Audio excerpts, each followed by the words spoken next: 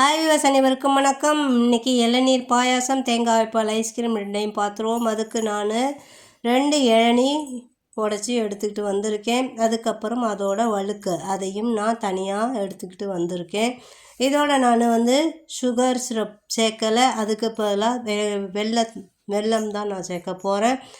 இதுக்கு ஒரு தேங்காய் பால் ஒரு முழு தேங்காயை பால் எடுத்துக்கோங்க. அந்த தேங்காய் பாலில் பாதி நான் இளநீர் பாயாசத்துக்கு யூஸ் பண்ண போகிறேன், பாதி தேங்காய் பால் ஐஸ்கிரீமுக்கு நான் இதை யூஸ் பண்ண போகிறேன். ஃபஸ்ட்டு நீங்கள் என்ன பண்ணணுன்னா, இந்த சுகர் சிரப்பை வீட்டில் நீங்கள் ரெடி பண்ணி வச்சுக்கணும்.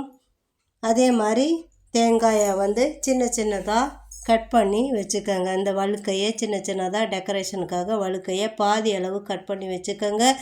பேலன்ஸ் உள்ளதை இந்த மாதிரி நல்லா அரைச்சி வச்சுக்கோங்க. தேங்காய் பாலையும் எடுத்து வச்சுருக்கேன். இந்த இளநியோட பாதி அளவு தேங்காய் பால் சேர்த்துருவோம். அதுக்கப்புறம் வழுக்க அதையும் நாங்கள் சேர்த்துடலாம். இதில் வழுக்கையும் சேர்த்து நல்லா கலந்து விட்டு இந்த நேரத்தில் இந்த வெள்ளைப்பாகு அதில் நான் சேர்த்துறேன். எல்லாத்தையும் நான் செஞ்சு ஆற வச்சுருக்கேன்.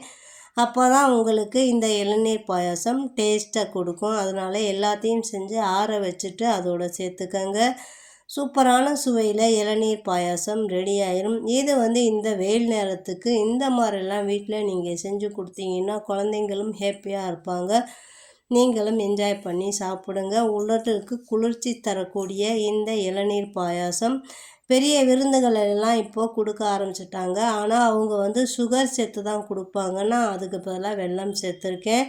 சூப்பரான சுவையில் இளநீர் பாயாசம் ரெடி ஆகிடுச்சு. அதுக்கப்புறம் தேங்காய் பால் ஐஸ்கிரீமுக்கு நான் ஃபஸ்ட்டு 1 டம்ளர் பாலில் கார்ன்ஃப்ளவர் ஒரு 1.5 ஸ்பூன் கலந்து நல்லா கொதிக்க வச்சு ஆற வச்சுருக்கேன். இதோட நான் சர்க்கரையும் நான் சேர்த்துட்டேன்.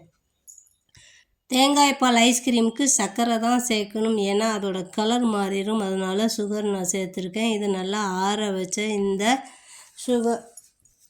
கார்ன்ஃப்ளவர் மிக்ஸை இந்த தேங்காய் பால் ரெண்டையும் சேர்த்து மிக்சியில் தேங்காய் தண்ணி அதையும் சேர்த்து மிக்சியில் சூப்பராக நல்லா பிளெண்ட் பண்ணி அடித்து நுர வர வச்சுக்கலாம்.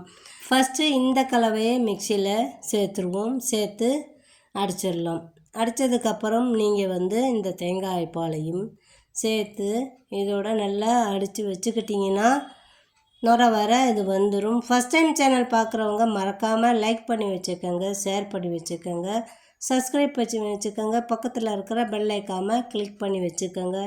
அப்போ தான் நாங்கள் போகிற ஒவ்வொரு வீடியோவும் உங்களுக்கு நோட்டிஃபிகேஷனாக வரும். இப்போ பாருங்கள், நுர வர அடித்த இந்த தேங்காய் பால் மிக்சரை நீங்கள் அப்படியே தூக்கி ஃப்ரிட்ஜில் வச்சுட்டோம்னா ஒரு 1.5-2 மணி நேரம் நல்லா செட் ஆகட்டும். அப்போ தான் பின்னையும் வெளியே அதை மறுபடியும் எடுத்து நாங்கள் அடிக்கிறதுக்கு ஈஸியாக இருக்கும். இந்த மெத்தடில் பண்ணும்போது தான் ஐஸ்கிரீம் நல்லா ஸ்மூத்தாக சாஃப்டாக வரும். அதனால தான் நாங்கள் இதை அந்த மாதிரி பண்ணுறோம்.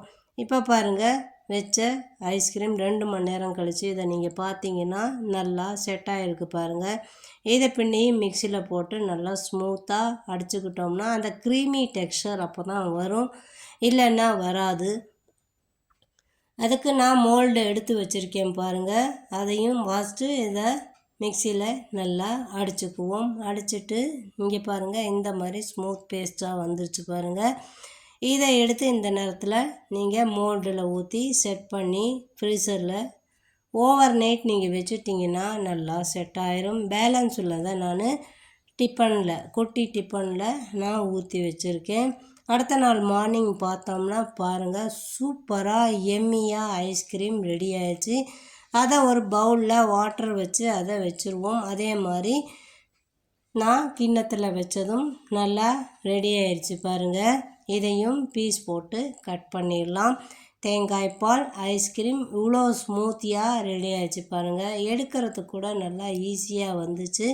இதை கட் பண்ணி நாம் அரேஞ்ச் பண்ணிடுவோம். அதே மாதிரி ஐஸ்கிரீமும் எடுத்துருவோம் பாருங்கள். சூப்பராக எடுக்க வருது. ஒன்றா எடுத்தோம்னா நாங்கள் அந்த ஸ்டிக்கு வச்சனால கரெக்டாக எடுக்க வருது. எம்மி தேங்காய் பால் ஐஸ்கிரீம் ரெடி ஆயிடுச்சு.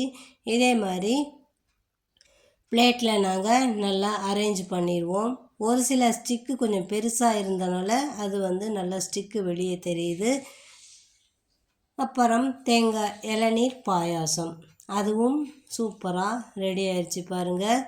தேங்காய் பால் ஐஸ்கிரீம் அப்புறம் இளநீர் பாயாசம் ரெடி ஆயிடுச்சு. இதோட நாங்கள் பேலன்ஸ் வச்சுருக்கிற அந்த தேங்காய் கட் பண்ணி வச்சுருந்ததை மேலே டெக்கரேஷனுக்கு தூவி எம்மியாக கூலாக எல்லாத்துக்கும் பரிமாறுங்க. நன்றி, வணக்கம்.